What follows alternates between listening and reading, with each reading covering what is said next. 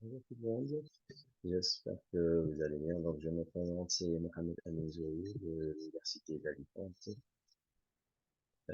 chercheur, doctorant-chercheur à l'Université d'Alicante en Espagne et membre de plusieurs laboratoires de recherche à Alicante, en Espagne, euh, en Algérie, à Oran, à l'Université d'Oran et en France, à l'Université de Paris. Sans tarder, je vais commencer à vous présenter ma communication aujourd'hui. Je vais faire une mission qui va être intitulée L'enseignement des langues sous l'ère du numérique à l'université algérienne. Quelle perspective?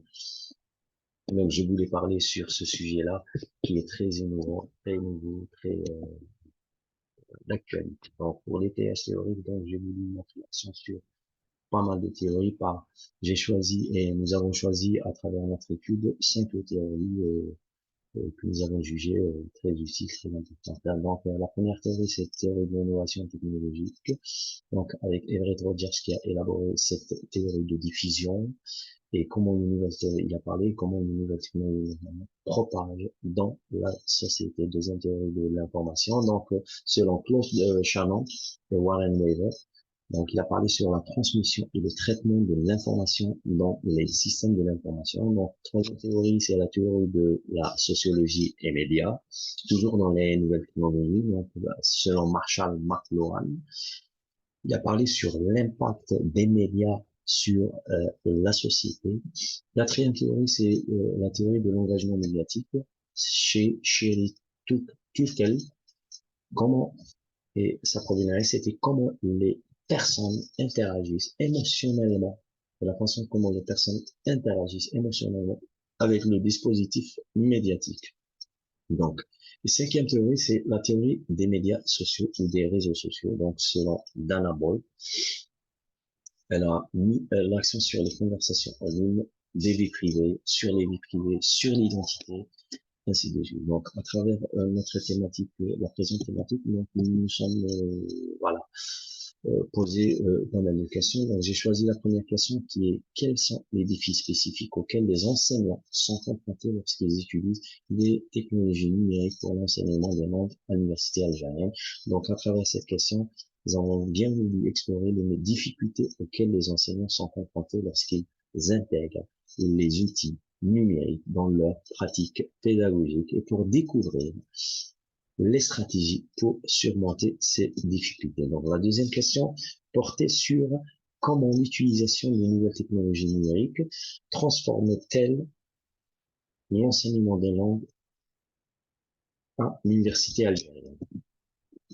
Donc, nous avons bien choisi l'université algérienne. Donc, nous avons bien notre échantillon, c'est l'université algérienne, c'est les étudiants algériens et c'est les professeurs algériens. Dans le contexte de l'enseignement des langues à l'université algérienne, l'Algérie compte de nombreux établissements universitaires, plus de 58 établissements. Dans chaque wilaya, il y a des établissements universitaires. Donc, l'enseignement de nombreux établissements universitaires où l'enseignement des langues en Algérie de langue est une priorité à la fois pour la communication internationale et pour faciliter l'accès à l'information dans les différents domaines. Donc, les défis de l'enseignement des langues à l'université. Donc, les enseignants de langue à l'université font face à divers défis dans leur pratique quotidienne. Parmi les constats et les difficultés, nous avons pu relever quelques difficultés. Donc, un nombre des études élevé des étudiants par classe, ce qui rend difficile la personnalisation de l'enseignement, la surcharge des classes, la diversité des niveaux de compétences linguistiques des étudiants, ce qui nécessite une adaptation constante des méthodes d'enseignement, le manque de ressources pédagogiques adaptées, ce qui rend parfois difficile la préparation des cours, la pression des résultats académiques qui peut affecter la créativité et l'innovation pédagogique. La dernière, les contraintes de temps avec les programmes chargés et les délais serrés pour couvrir le contenu. Donc, malgré ces défis, les enseignants de langue à l'université restent engagés à fournir une éducation de qualité et à aider les étudiants à développer leurs compétences linguistiques, voire interculturelles. Donc, le rôle du numérique dans l'apprentissage des langues. Donc, moi, j'ai choisi 3 rôles, j'ai pu relever 3 rôles. Donc, enrichissement, autonomie, collaboration. L'enrichissement, les ressources en ligne permettent une immersion linguistique interactive et la découverte de diverses cultures. L'autonomie, il crée l'autonomie. Il encourage l'autonomie des étudiants. Les plateformes d'apprentissage en ligne offrent la possibilité de travailler à son propre rythme et de se concentrer sur les compétences spécifiques. La collaboration aussi favorise la collaboration étudiant-étudiant, relation étudiant-étudiant dans le processus d'apprentissage. Donc, les outils de communication en ligne encouragent la collaboration entre les étudiants et favorisent l'apprentissage social. L'approche expérimentale, donc nous avons choisi parmi les approches appliquées en Algérie et adoptées en Algérie, donc nous avons choisi cette approche expérimentale de l'enseignement des langues. L'approche expérimentale consiste à mettre les étudiants au centre du processus d'apprentissage en les encourageant à participer activement et à expérimenter de différentes méthodes et techniques.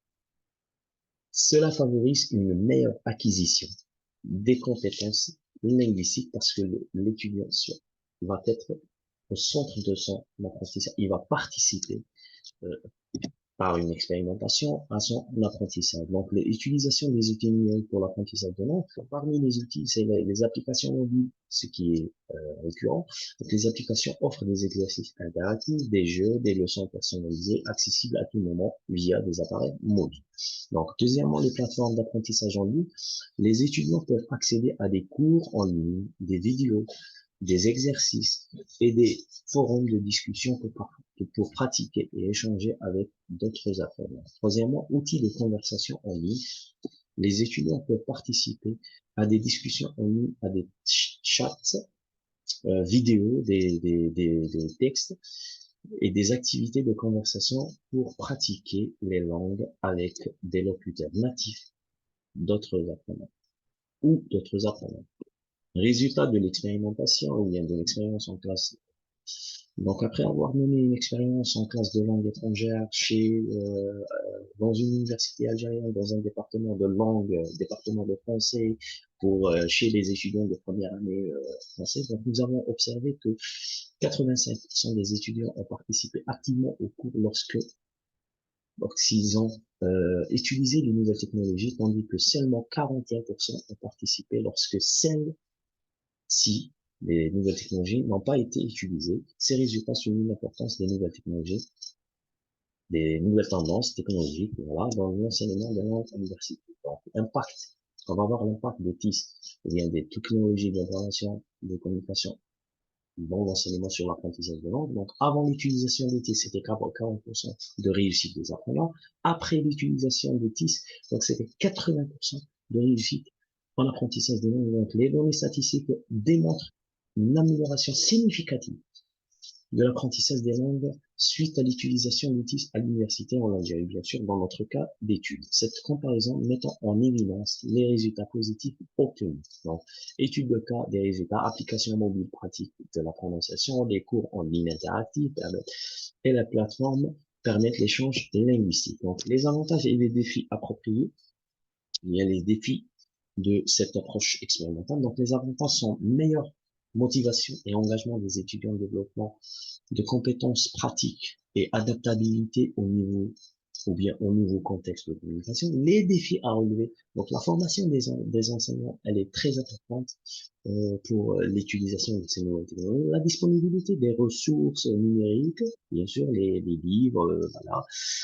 Accès, et bien sûr, les infrastructures, accès à l'Internet et équipements appropriés pour les apprenants, les équiper, doter les universités de matériel pédagogique, de nouvelles technologies. Donc, en conclusion générale, bien sûr, l'enseignement des langues sous l'ère du numérique à l'université algérienne représente un changement significatif dans la façon dont les langues sont enseignées et apprises. L'utilisation des technologies numériques offre une nouvelle possibilité d'engagement, d'interaction pour les étudiants, donc ce qui peut améliorer leur motivation et leurs résultats d'apprentissage.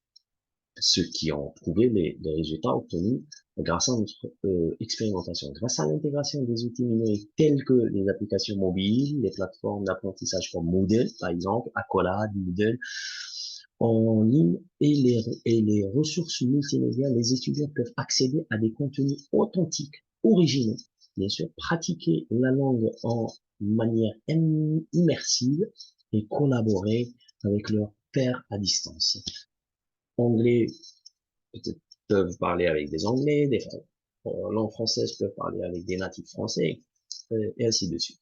Cette approche expérimentale permet également aux enseignants d'adapter leur méthodologie d'enseignement en utilisant des stratégies pédagogiques innovantes nouvelles. L'utilisation des outils bien sûr technologiques, des nouvelles technologies, des TIC, ne vient pas sans défi. Il est essentiel de former les enseignants à l'utilisation efficace de ces outils et de veiller à ce que tous les étudiants aient accès à une infrastructure technologique adéquate. De plus, il est important de maintenir le contact avec maintenir le contact de face à face, la classe, c'est très important de maintenir, certes d'encourager, mais aussi de maintenir ce contact de classe, très important. Si un étudiant a une question, il peut la poser en classe, pas via parce que le contact, afin de préserver l'aspect humain de l'apprentissage des langues. En conclusion, l'enseignement des langues avec les TIS trouve des nouvelles perspectives passionnantes pour les étudiants et les enseignants en exploitant